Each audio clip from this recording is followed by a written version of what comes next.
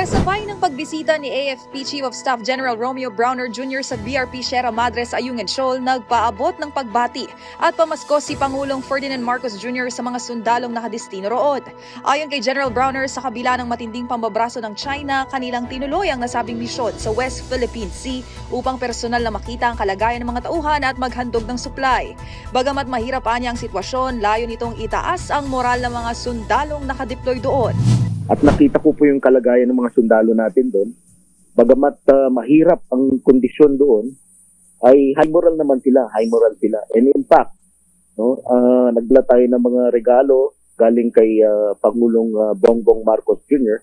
Opo. At pati yung Christmas greetings niya ay ibinahagi po natin sa mga sundalo. Tuwang-tuwa po sila. Mm-hmm.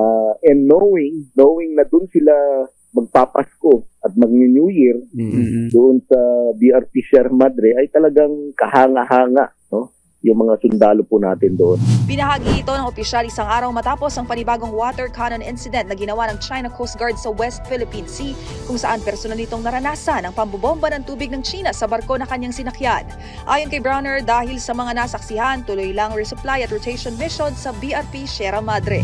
Well, definitely, kailangan po nating tuloy itong resupply mission natin and rotation mission.